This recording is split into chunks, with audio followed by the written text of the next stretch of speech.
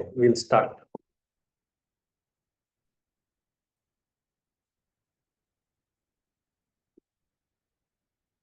Namo tassa bhagavato arahato samma sambuddhassa. Namo tassa bhagavato arahato samma sambuddhassa. Namo tassa bhagavato arahato samma sambuddhassa. Itipiso bhagavarahang samma sambuddho vidyacharana sampanno sugato lokavidu anuttaro purisadamma sarati satta deva manusanang buddho bhagavati namo tassa samma sambuddhassa. Swakato bhagavata dhammo sanditiko akaliko ehipassiko upanayako pachatang veditabbo vinnohiti namo tassa niyanikassa dhammasa supatipanno bhagavato savaka sangho ujupatipanno bhagavato savaka sangho nyayapatipanno bhagavato savaka sangho samichi patipanno bhagavato savaka sangho Idaṃ chattari purisa yugani atta purisa puggala esa bhagavato savaka sangho ahuneyo pahuneyo dakkineyo anjalikaraniyo anuttarang punyaketang lokasati namo tassa atta arya puggala mahasangasa. Sukhitā mangalo. So this many times we discussed about this right view, and the very name of our organization is Right View Organization, Center for Right View Meditations. So of course, Buddha also, in the very first discourse after the enlightenment, he brought in this aspect of right view. Right view, in this very first discourse, Buddha talks about the middle path. Don't fall into the extremes. The extremes of simply torturing the body for the sake of happiness, peace, health, enlightenment, liberation, freedom. Too much of torturing the body is also not the right way. Or too much indulging in the sensual things, bodily pleasures. That is only happiness, that only is sufficient enough. That only leads to ultimate happiness also. That was the view of so many, even the religions also. Worldly people, they are always definitely they are behind these essential things, bodily pleasures. There are many people, they think that's the way to live, that's the way to be happy, that's the way to get freedom also. That is the way to even to become healthy also. Simply indulging in the essential things, that is the only way. In that way, many people, they have that kind of views for happiness. And there are few sects, few religious sects. There are many, not few actually, there are so many sects which believed, and even today also, which believe they're simply torturing the body in different ways, different peculiar ways sometimes, different horrible, different very painful ways sometimes. That is the way to liberate the soul, to liberate our mind from all the impurities. And then we will get the true happiness, the moksha, the nirvana, absolute freedom, enlightenment. In that way, some people think. Both these views are wrong. So avoid those extreme views. Just be careful about the mind movements. How the greed arises, how the greed leads to suffering, how the hatred arises, how the hatred leads to suffering, how the delusion, lack of clarity, lack of goal, lack of focus, lack of the understanding what is right, what is wrong, how that kind of delusion leads to suffering. Be aware of this kind of mental movements and mental defilements, mental abilities. Be aware of the mental abilities like this loving kindness, concentration, mindfulness.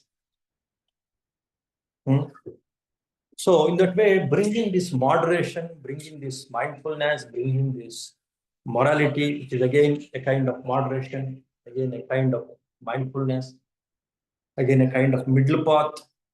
That kind of middle path, mindfulness, morality, moderation approach, avoiding the extremes of this kind of wrong views, like only indulging in the essential things, the materialistic views.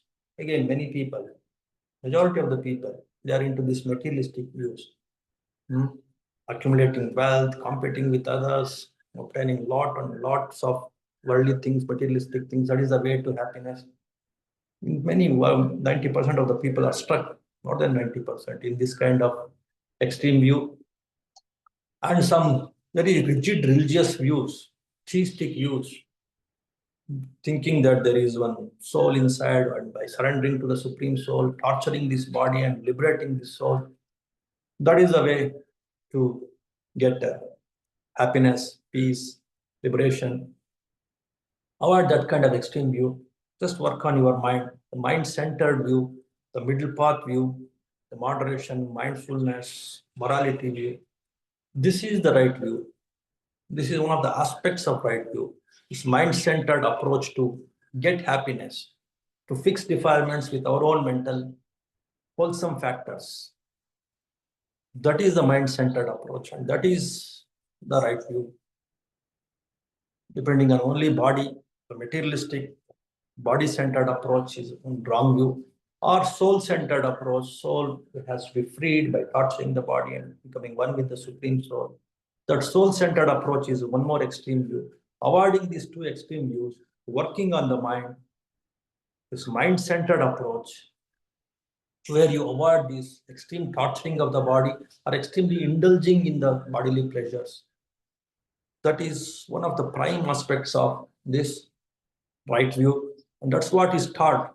The very first teaching, the very first approach, the very first point that Buddha taught after his enlightenment is this right view approach of the mind-centeredness, of this middle path approach, of avoiding these extreme views, the body-centered views or the soul-centered views, avoiding them, working on this mind-centered view. That is the prime aspect of this right view. Okay. And again, Buddha talks about to develop this mind-centered view, you should understand the nature of happiness. And to understand this nature of happiness, Buddha gave these four noble truths. Craving is the cause of suffering. Giving and giving up is the cause of happiness. This is the essence of Four Noble Truths. And that aspect, if you correctly understand, then you will establish in this mind-centered approach, or in this avoiding of extreme views of body-centeredness or the soul-centeredness. That's what again Buddha gave an important support for this mind-centered approach, or this right view of avoiding these strong views of body-centeredness and soul-centeredness. He gave these Four Noble Truths. He explained then all these Four Noble Truths one by one. What is the dukkha? In what way we have to experience and see that this dukkha in this world. So not with some weeping and crying and with some depression. You should very objectively, very wisely, very intelligently you should look at this dukkha of this world.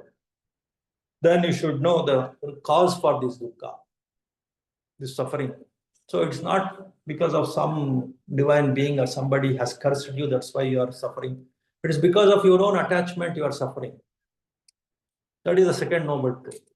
The third noble truth is, don't be upset that I am suffering because I am getting attached, or this may be my life, because my attachments will not go and my suffering will not go. In that way, you need not be depressed thinking that about these first two noble truths. There are the other two noble truths also, the third and fourth, which talks about how to overpower these attachments, these cravings.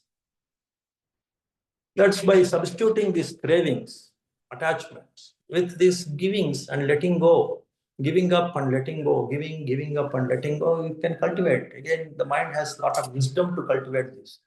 A lot of wholesome factors are there in the mind to cultivate this giving up and letting go. And that is the third noble truth. And the fourth noble truth is there is a step-by-step design. You should, the discipline you could imbibe, learn, practice in everyday life, in each and every day.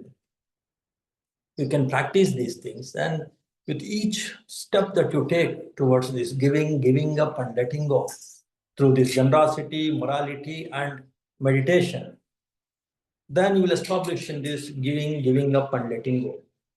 How? By generosity, by sharing whatever physical support, physical, materialistic necessities that you have with the people around you, especially if the people who are in this path of liberation, then you will get higher merits. Then you will get higher ability to give and give up. Then practicing morality.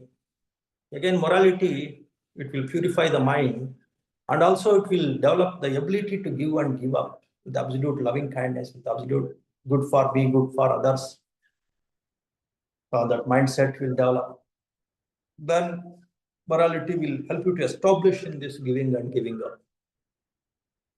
And meditation, it will help you to take away even the roots of this attachment, selfishness, possessiveness, stinginess, I-ness and minus. It will take away from your mind. This meditation will take away from your mind. And that is what is bhavana or meditation.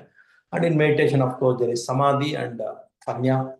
If you thoroughly establish in samadhi, then you start getting the insights. That is what is panya. And if you perfect yourself in this panya, these insights, then you become completely emancipated, liberated, and you will achieve the absolute freedom, absolute happiness.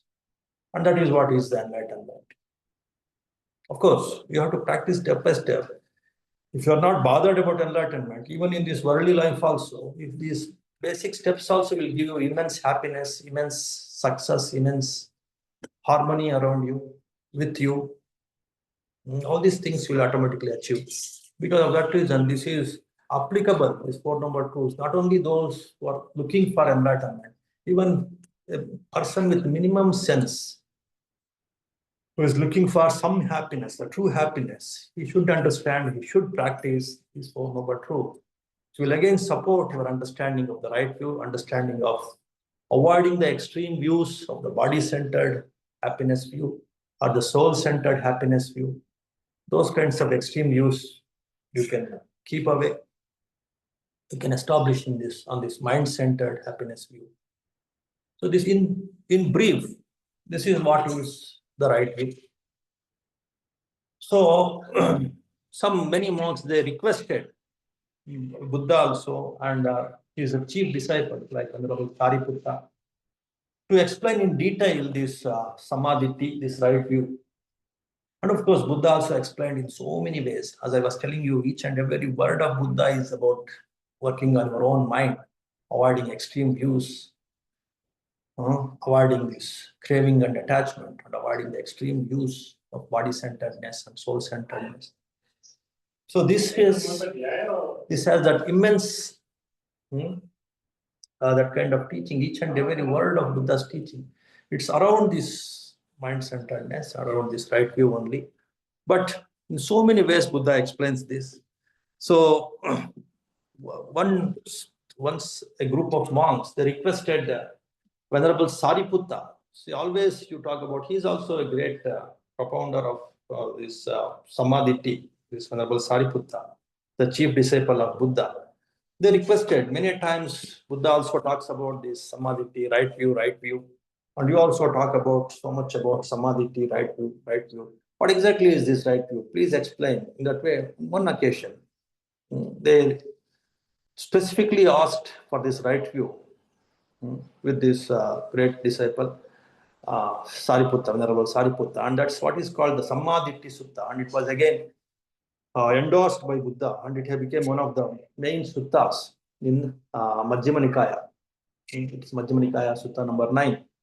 So there, this Venerable Sariputta, so when these many bhikkhus, they came and they requested this one of right view, it is said, friends, in what way is a noble disciple of one of right view, whose view is straight, who has perfect confidence in the Dhamma and has arrived at this true Dhamma, this truth?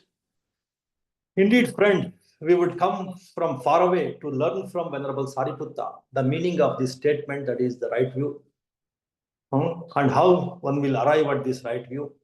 So please explain. In that way, those monks, they requested this Venerable Sariputta. Then friends, listen and attend closely to what I shall say. In that way, this Venerable Sariputta, he started explaining about this samadhi or the right view. When friends, a noble disciple understands the unwholesome, the root of the unwholesome, and also the wholesome and the root of the wholesome, in that way he is one of right view, whose view is right, who has perfect confidence in the Dhamma and has arrived at this truth, this true Dhamma. And what is wholesome? What is the root of wholesome? What is unwholesome first, and what is the root of unwholesome? And then what is wholesome and what is the root of wholesome? Of course, killing living beings is unwholesome. Talking what is not, taking what is not is unwholesome. And of course, talking lies also unwholesome. Misconduct in sensual pleasures is unwholesome. False speech is unwholesome. Malicious speech. Malicious speech means like backbiting, creating some schism, some misunderstanding between two people. That is what is called malicious speech. That is also unwholesome. Harsh speech, very harshly, very abusively talking. That is also unwholesome. Unnecessarily talking, gossiping, frivolous talk, that is also unwholesome. Covetousness. Now, Sariputta is talking about the mental unwholesome, the unwholesomeness in the mental action. Covetousness means like selfishness and stinginess with a lot of I-ness and minus, simply holding on. That selfishness, that stinginess is covetousness. That is also unwholesome. Ill will, like hatred and ill will, animosity, that animosity kind of thoughts, ill will thoughts are also unwholesome. And wrong view, falling into these extreme views of body-centeredness and the soul-centeredness, that is also unwholesome. In that way, he gave these 10 steps of unwholesome. Four with regard to the body, 4 with regard to the speech, 4 with regard to the 3 with regard to the body, 4 with the speech, and 3 with regard to the mind. 3 with the body is killing, stealing, or taking not what is not given to you, and then sexual misconduct. These 3 are unwholesome with physicality, with body, bodily unwholesome. And the verbal unwholesome is lying, malicious talk, or this backbiting, and then abusive speech or harsh speech, and then frivolous gossiping, useless talk. These 4 are the verbal unwholesome, and the 3 are the mental unwholesome.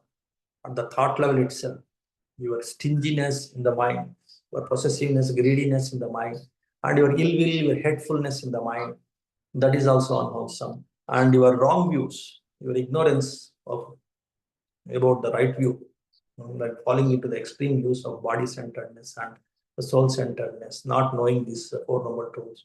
All this comes under this wrong view. And that if you have that kind of wrong views in the mind, then that is mental unwholesome. These 10 unwholesome is, if you are very clear, then you are establishing, primarily, first step in establishing happen. And the opposite is the wholesome, like not to kill, not to steal, not to indulge in sexual misconduct, not avoiding abstention from the unwholesome speech, false speech, abstention from the malicious speech, abstention from the frivolous speech and harsh speech, and abstention from these covetous thoughts or these ill will thoughts, abstention from the wrong view, that is your intention, your will to establish in the right view, that itself is wholesome. And in that way, Buddha differentiates, Sariputta differentiates between the 10 wholesome and the 10 unwholesome. If that clarity, if you have, you are establishing in the right view. That is his explanation. Then he continues, and then the monks who were listening to him, they were happy with it. And again, they requested, in any other way, whether we can understand it,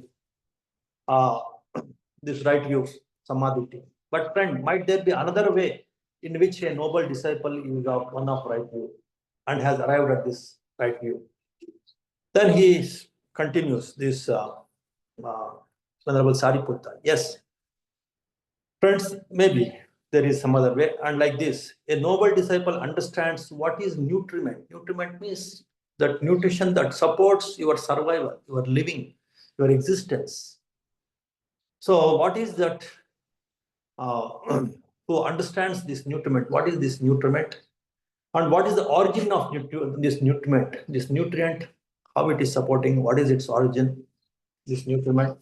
The cessation of nutriment, how this nutriment can be completely annihilated, can be removed, can be cessate, can be destroyed.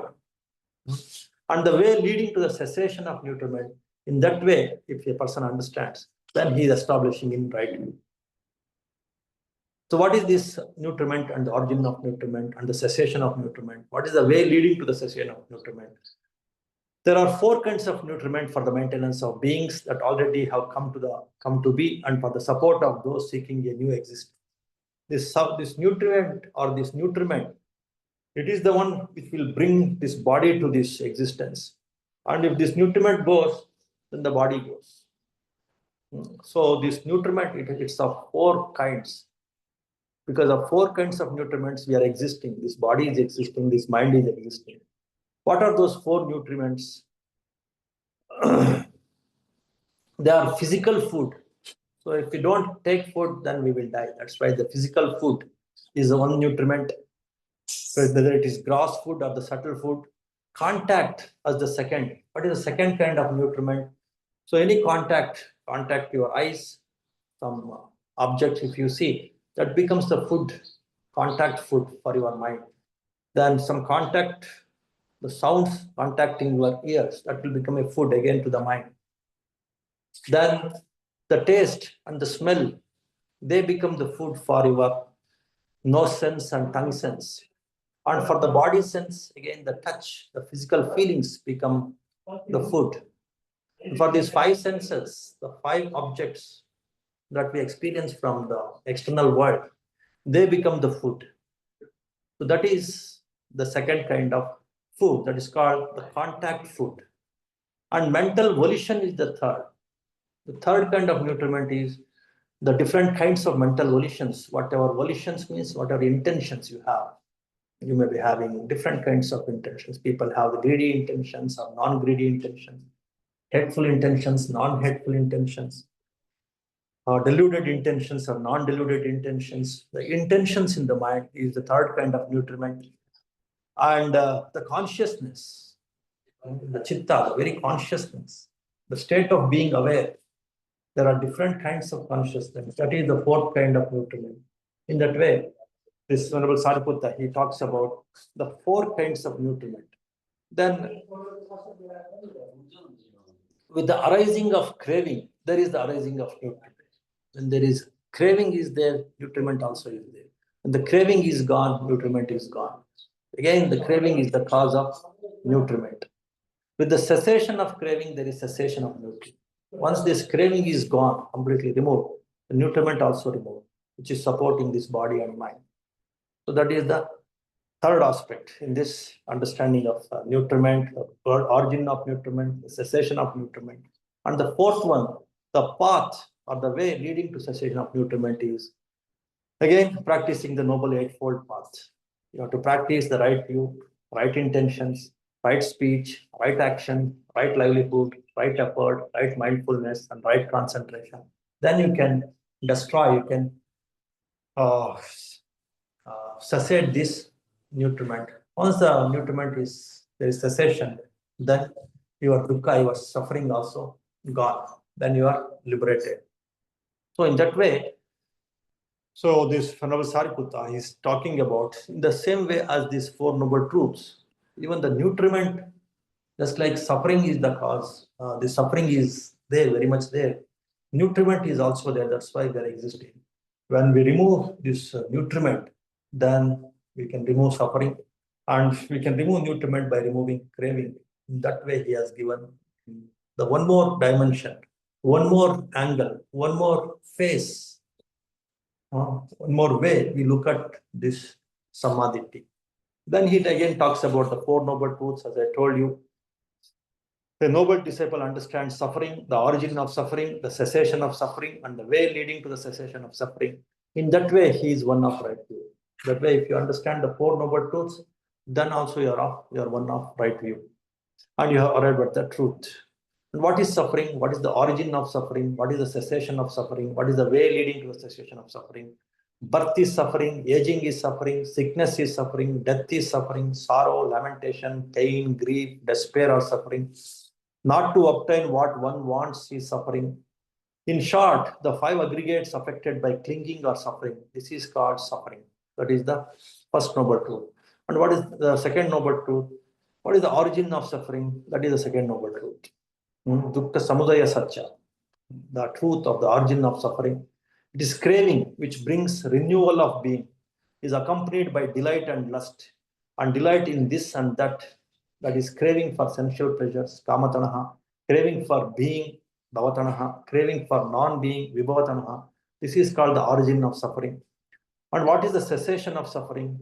It is the reminderless fading away and ceasing and giving up, as I was telling you, giving up, relinquishing, letting go, and rejecting of the same craving. This is called the cessation of suffering.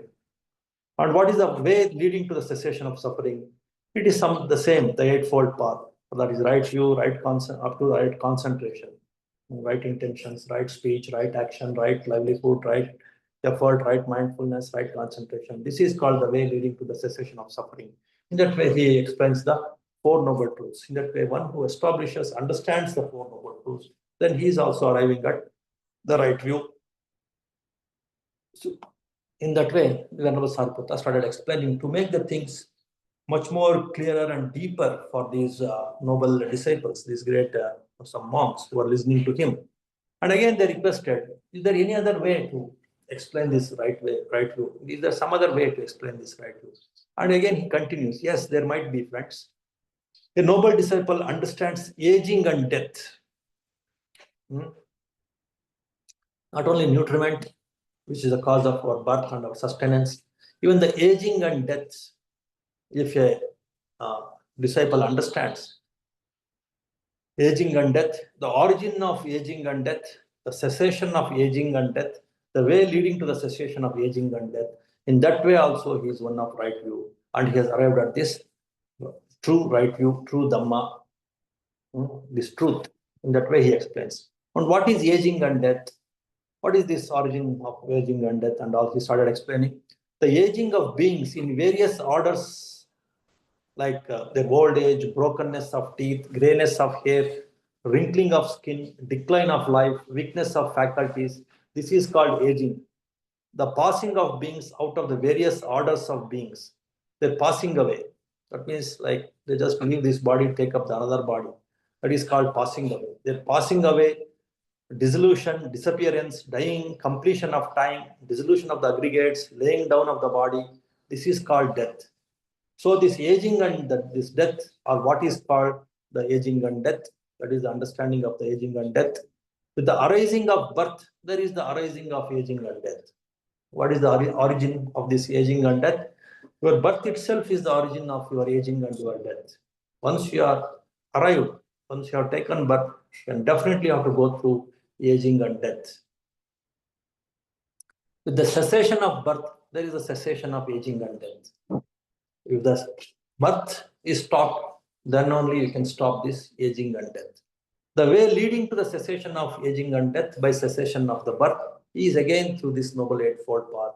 That is the right view, right intentions, right speech, right action, right livelihood, right efforts, right mindfulness, and right concentration. In that way, you should practice.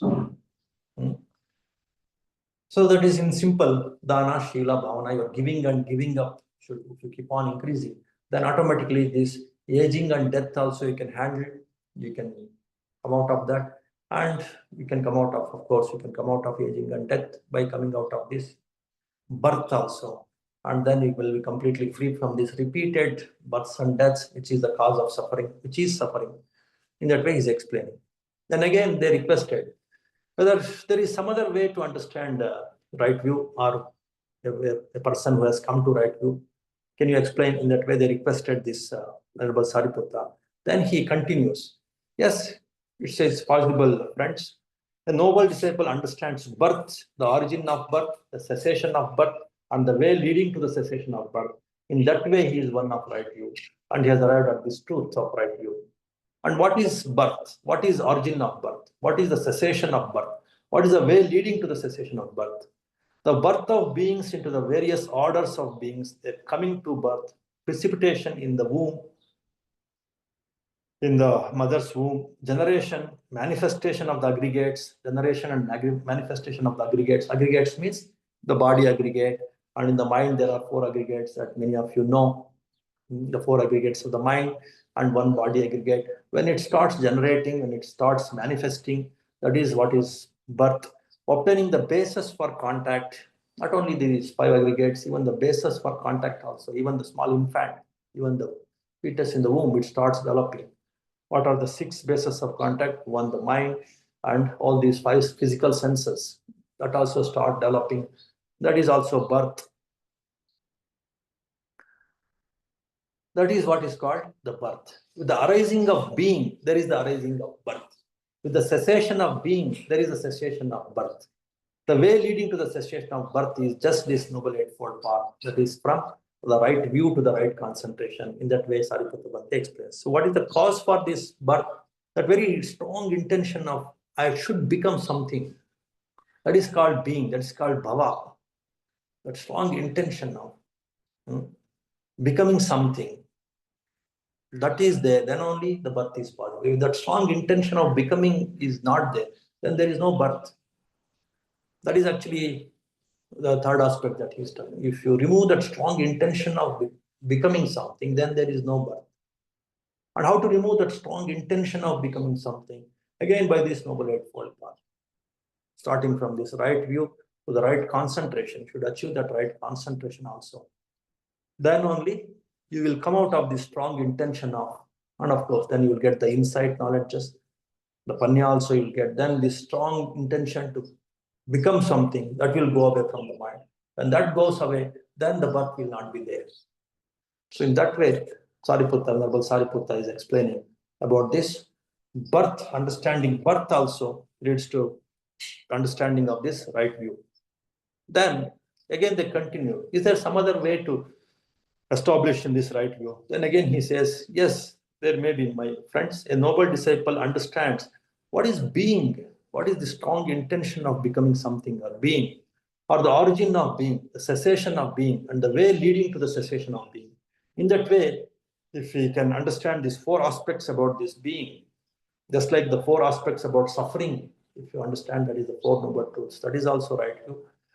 Understanding 4 aspects of birth, 4 aspects of aging and death, if you understand, that is also right view. The same way, the 4 aspects of being, understanding the being itself and the origin of being, the cessation of being, and the way leading to the cessation of being, these 4 aspects, if you understanding, in that way also, we can say that one has arrived in right view, one has arrived in this true right view or truth of right view. That way, this Venerable Sariputta started explaining. And what is being? What is the origin of being? What is the cessation of being? And what is the way leading to the cessation of being? There are these 3 kinds of being.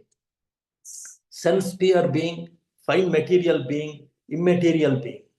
With the arising of clinging, there is arising of being. With the cessation of clinging, there is a cessation of being. The way leading to the cessation of being is just this Noble Eightfold Path, that is starting from right view to right concentration. Yeah, again, this being, what is this being means? Then this Venerable Sariputta says, the one can be in 3 avacharas, 3 planes of existence. One is this kamavachara. There are some 11 planes of existence where there is strong sensual desires. Because of that very strong sensual desires, there is a strong need in the mind. There is a strong becoming need to become something in these 9 planes of existence, these kamavachara planes, the sensual planes, a strong becoming desire in this 11 kamavachara planes. It is the being in this sensual planes, sensual sphere, and there are some 16 fine material, rupavachara. It's called rupavachara, fine material planes. There are 16 planes. Through the jhanas and all, one will get these fine material beings. If that kind of inclination the mind has, strong becoming in those Rupavachara planes, that kind of intention is there in the mind, then that is the second kind of being. And the third kind of being is there are four immaterial planes of existence. So in those four immaterial planes of existence, if there is a strong that becoming intention is there, that is the third kind of being. So why these three kinds of being aspirations, being intentions are there in the mind? It is again because of the clinging to these pleasures in these three different planes. That is the cause for this being. Clinging is the cause for being. And if you remove clinging, then you can remove being also. And how you can remove clinging? You can remove clinging by starting from the right view to the right concentration. That is the Noble Eightfold Path. If you understand and if you practice the Noble Eightfold Path, again, of course, it's very simple. Generosity, morality, and meditation. These three things, if you keep practicing, that clinging will go away. When clinging goes away, then this becoming also goes away. Then being and becoming also goes away. So that is the another way of understanding right view and establishing in right view. And again, the monks, they requested, is there any other way to understand this this right view? Then he continues. Yeah, if you understand clinging, the cause of clinging, the way leading to the cessation of clinging, and the cessation of clinging and the way leading to the cessation of clinging, if you understand, then also you are established in right view. And what is this clinging and the origin of clinging, cessation of clinging, and the way leading to the cessation of clinging? There are these four kinds of clinging: clinging to sensual pleasures, clinging to views, clinging to rituals and observances, and clinging to a doctrine of self. With the arising of craving, there is the arising of clinging. So how to understand clinging? Clinging, there are four types. Just like being has three kinds. His three types. Being, that is beings in the sense sphere, beings in the fine material, beings in the non-material sphere. The same way, the clinging has four dimensions, four aspects. That is the clinging to sensual pleasures, upadana. Upadana. Clinging means upadana. Strong craving is clinging actually. And strong craving to the sensual things, strong clinging to the views. Many people have this strong clinging to views like these terrorists and all. They have only one God, we have to die for him. That one strong clinging to that kind of wrong view, if they keep, then gone. They will become being and they fall into sort of so many miserable, woeful states. So in that way, this kind of clinging to wrong views is one more kind of clinging. Clinging to rituals and observances. Yeah, some people very blindly, they follow some kind of rituals and ceremonies and observances. That is also one of the reasons to become, to being something, to become something, to take birth.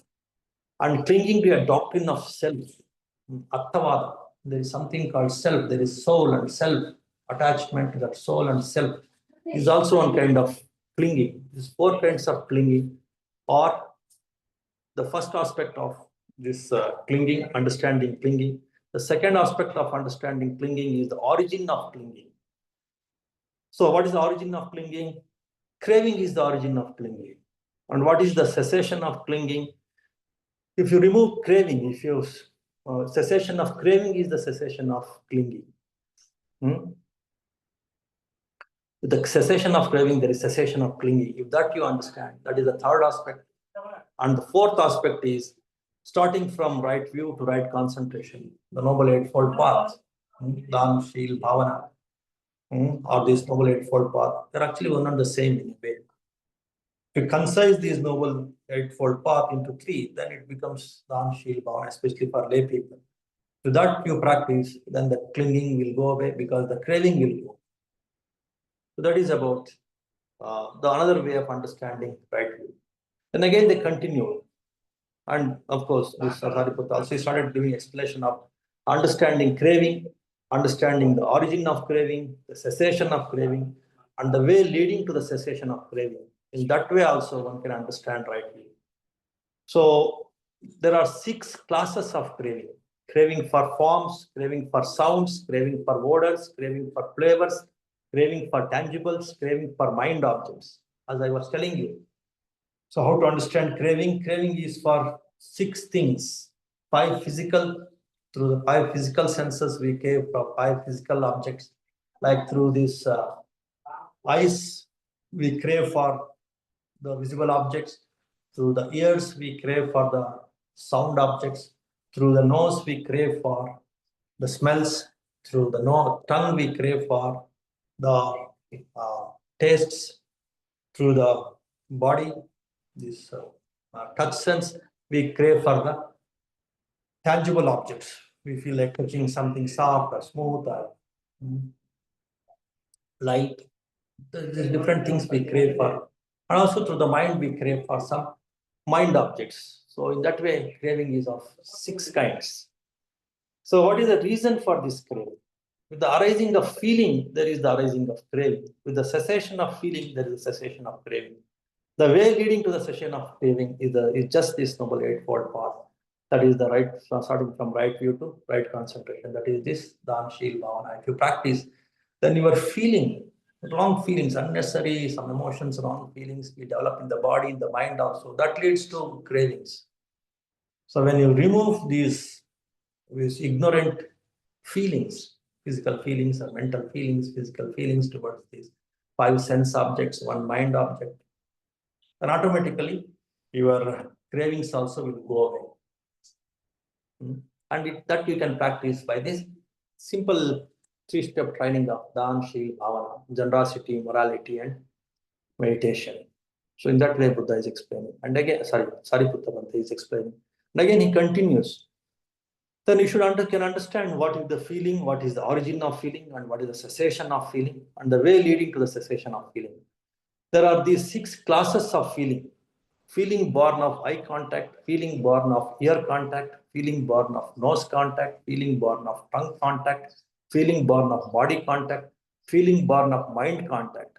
When the arising of contact, with the arising of the contact, there is the arising of feeling.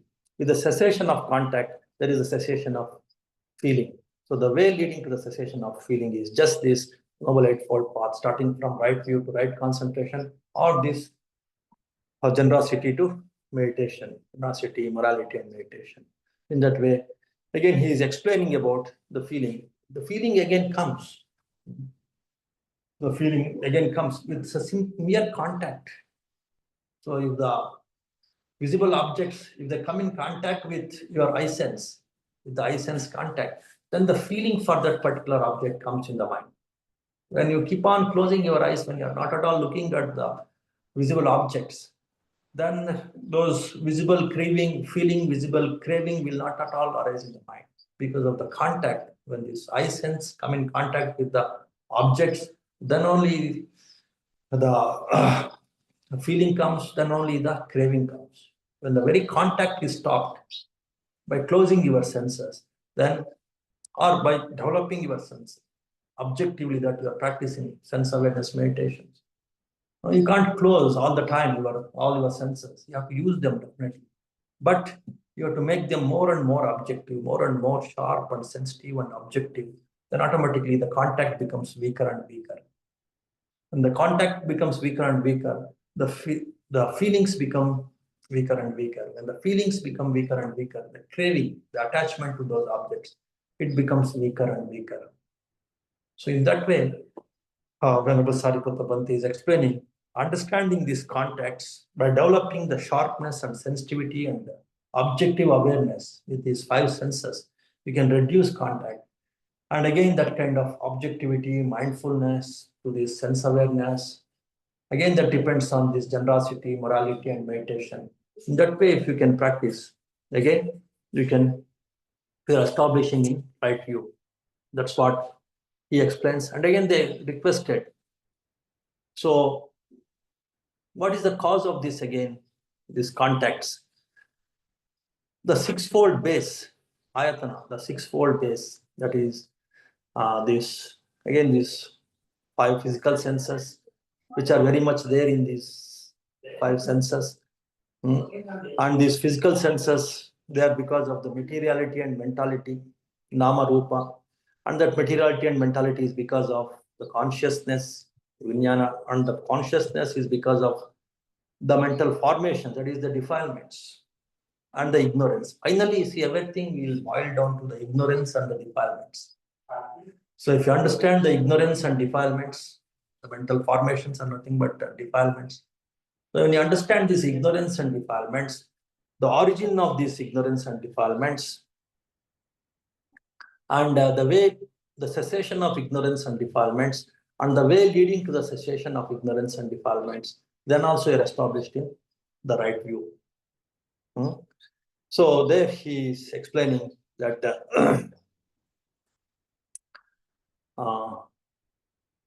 not knowing about the suffering and happiness, not knowing about the origin of suffering and happiness, not knowing about the cessation of suffering and happiness, not knowing about the way leading to the cessation of suffering.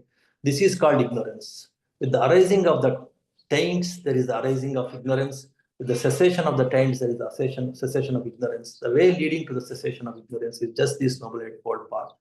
So in that way, he is talking about the taints that the mental deep inside in the of course, which are the cause of ignorance. So he's explaining. So in that way, finally, everything will boil down to the ignorance, the mental defilements, the mental these taints. So how to come out of these taints? It is by developing the mind, purifying the mind. This insight knowledge just should come in the mind. Then the taints and ignorance will go away. Once you develop this kind of brilliant mind, again by this Noble Eightfold Paths, starting from right view to right concentration, that means like practicing this generosity, morality, and bhavana meditation. This is the only way.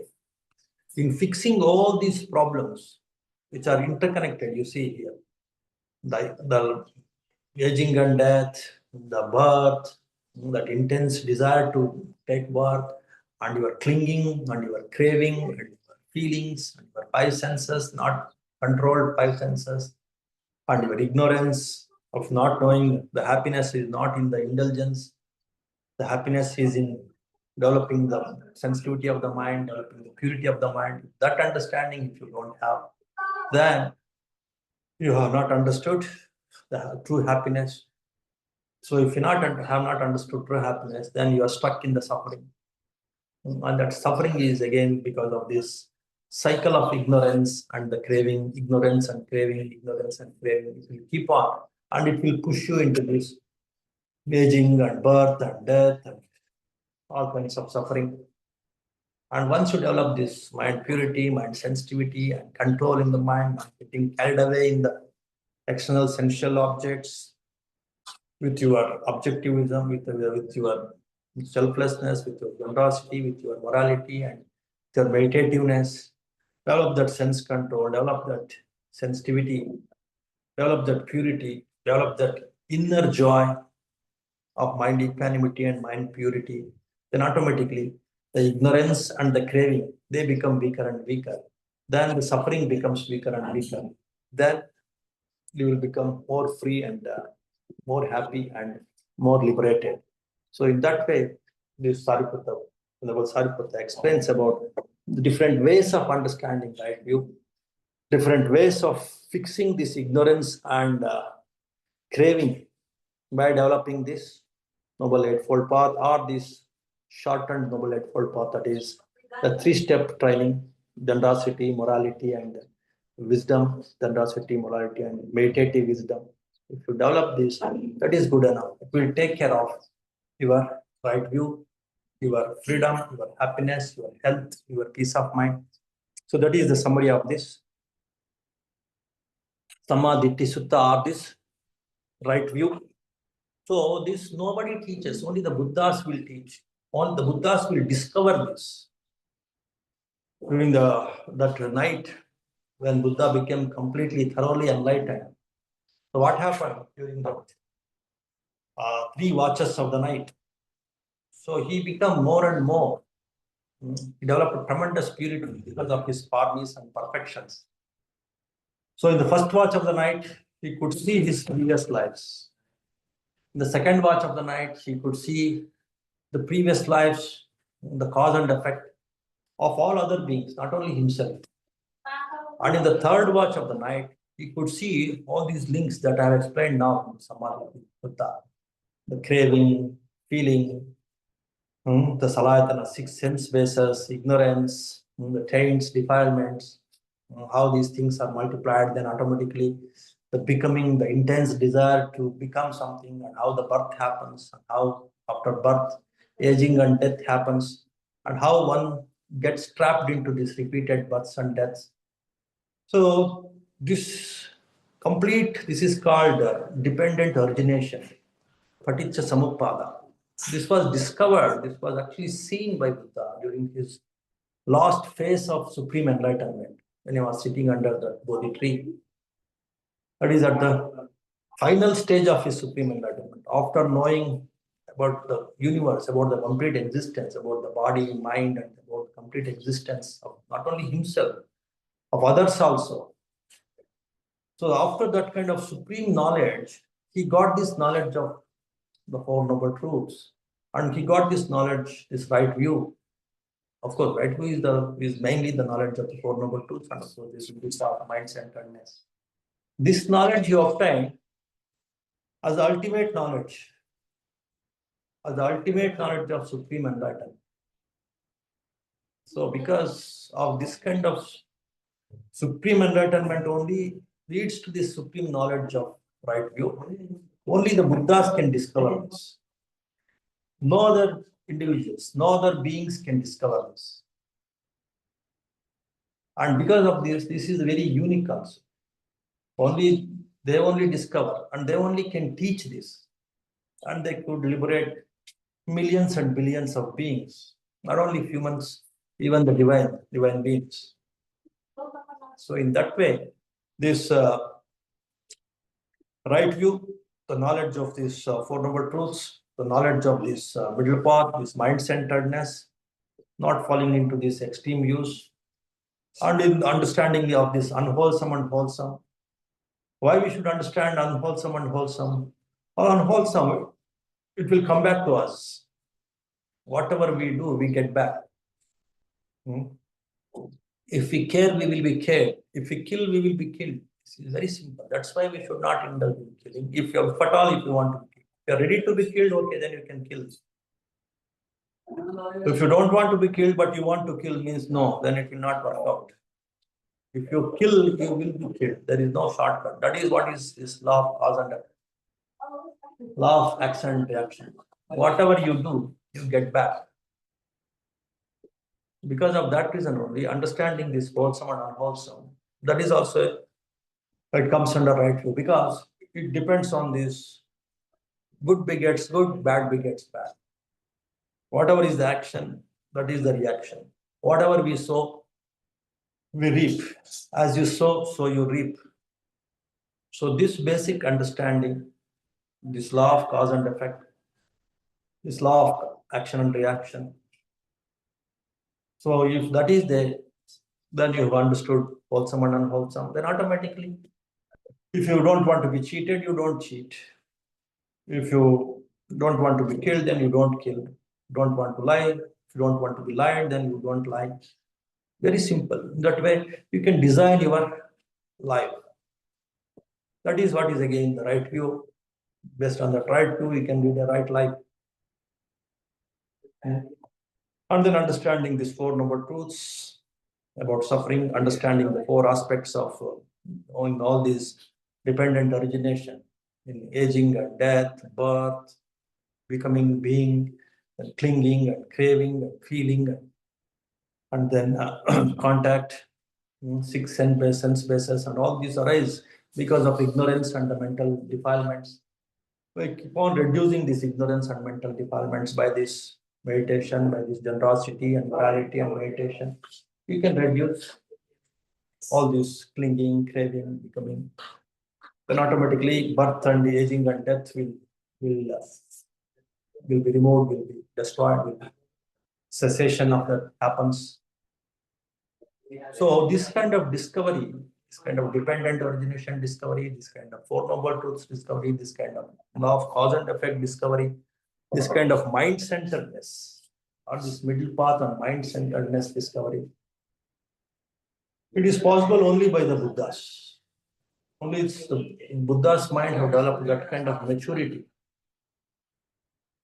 and they only can discover. Because of that reason only we have this caption today. The right view, the unique contribution. This is very unique contribution because no others can discover this, no other can teach this. So this unique contribution of right view is possible by these unique individuals who have fulfilled, who have developed their minds for millions and billions of lives. So that is what is this today's topic, that is about the right view.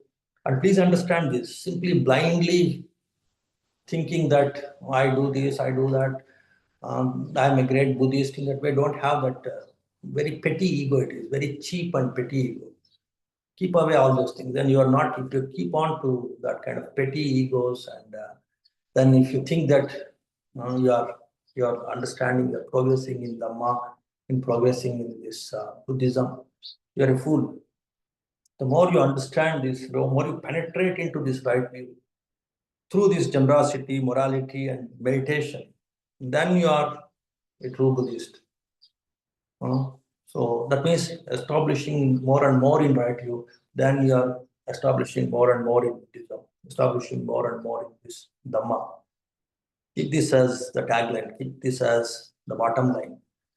Then you will be happy, you will be safe, you and the people around you will be happy and they will be safe. And then you will achieve the worldly success, materialistic success, and also you will achieve the spiritual success. Spiritual success means what? Like the happiness in the mind. Materialistic success means happiness for your materialistic pleasures or whatever you have to gain. All those things you will achieve. So that is the message of this Buddha Purnima day. Absorb, understand, assimilate, progress in this right view. There is no other way to understand Buddhism. There is no other way to understand establishing this Dhamma. Dhamma means right view.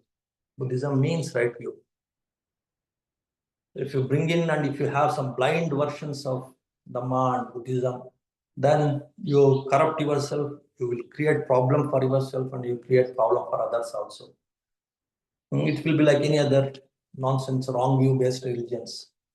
Don't fall into the trap of some wrong view-based, egoistic religious views. So be humble, be open, be intelligent, be compassionate, be respectful. Then automatically intelligence also will develop. Then establishing this right view, establishing this path of right view through this generosity, morality, this bhavana meditation, and following the meritorious actions and the paramis, it becomes easy. Okay. I think this much is enough for today. So if you have some quick questions, you can ask, and then we will conclude with one small chanting.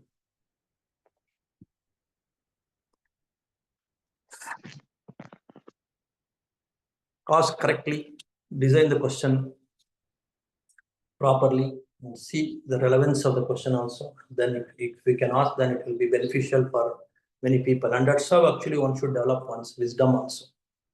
While asking question itself, we will come to know whether he is developing his wisdom or he is simply blindly he is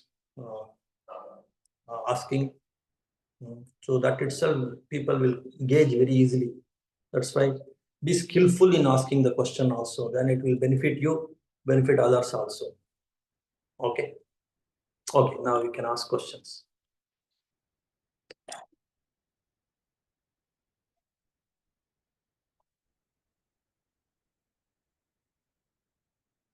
Yeah, anything?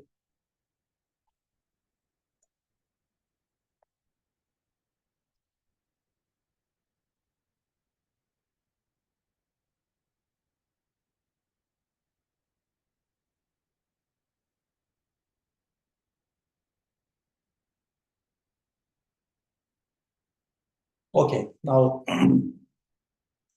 all of you go through our courses, establish, because it requires every day, drop by drop, you have to establish. Every day, once in a full moon day, or once in a Vaishak full moon day, like this, if you attend some program and learn about this right view, you can't establish in this right view. So every day, bit by bit, drop by drop, you should percolate, right? You should percolate into your being, into your psyche. Then it will transform you. Let it take its own time. You enjoy the very process itself. Don't crave for, I should transform, I should become Sotapana, I should become Arhant, I should become Buddha, I should become Bodhisattva. All these stupid cravings just take away from your mind. Just enjoy the very process itself. Enjoy the very teaching, enjoy the very practice of meditation, enjoy the very practice of meritorious action. There are so many people with absolute craving for something to achieve, to become Bodhisattva, to become Arhant, to become, strive to Sotapanna, some group, some people. Of course, that goal should keep you, should give you some direction. But many people having some kind of ambitious goals, they don't work on their mind. Absolute nonsense it is. Of course, everybody, they want to have the highest goals in the life. But forget about that now. That is universal goal, purification of the mind and liberation. Work on the process, the actions. For that, every day, how much time I can spend on this? Half an hour, 1 hour.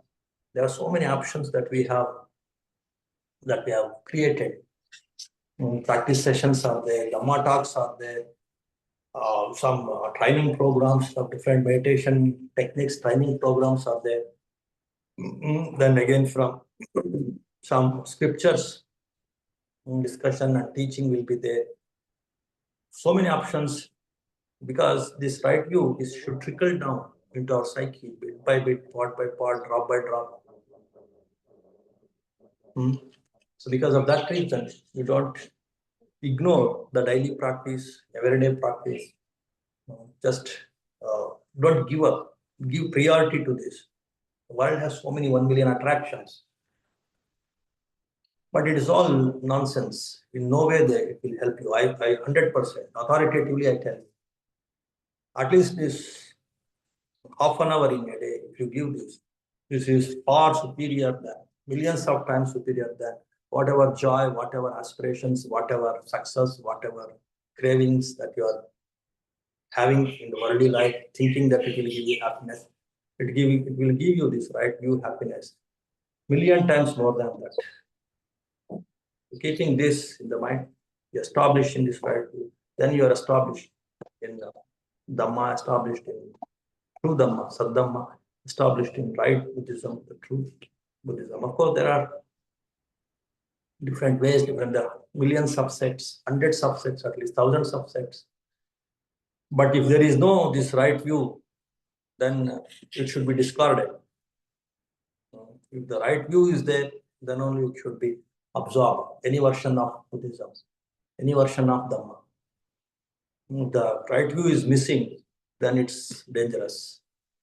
So with that, I want to encourage you, I want to motivate you, and at the same time, I want to warn you about this. And because of that reason, you establish in this right view and become enlightened ones, greater beings, happy beings.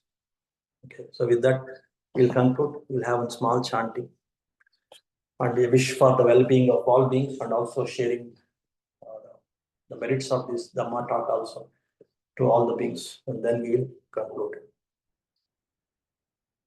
Bhavatu sabba mangalam rakkantu sabba devata sabba buddhanubhavena sabba dhammanubhavena sabba sanghanubhavena sada sokti bhavantu te sukhi bhaveyan nidduko aham nicca aham viya pita cha me sukhi hontu majjata chataverino imam higam mante dhamme satta hontu sukhi sada tato parancarajjesu chakkavalesu jantuno Akasata Chabumatta Devanaga Mahitika Punyantanganumoditva Chiram Rakkantu Sasana Chirang rakkantu desanam, chirang rakkantu mamparam. Etavata cha ammehi sambatam punya sampadam.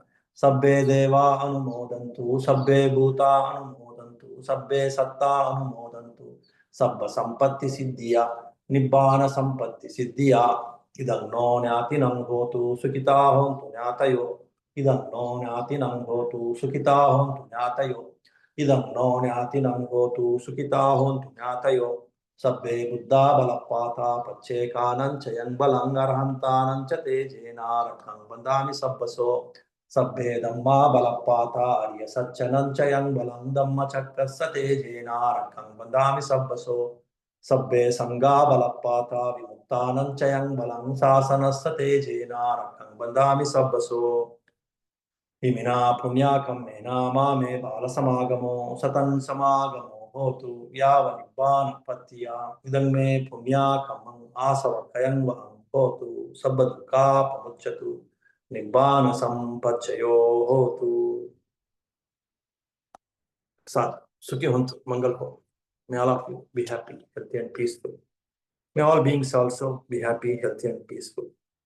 May the blessings of Tiratana be always upon you and your family members and all your loved ones, and also, of course, all beings. May all of you be happy and well, healthy and peaceful. Sukhi hontu, mangal ho.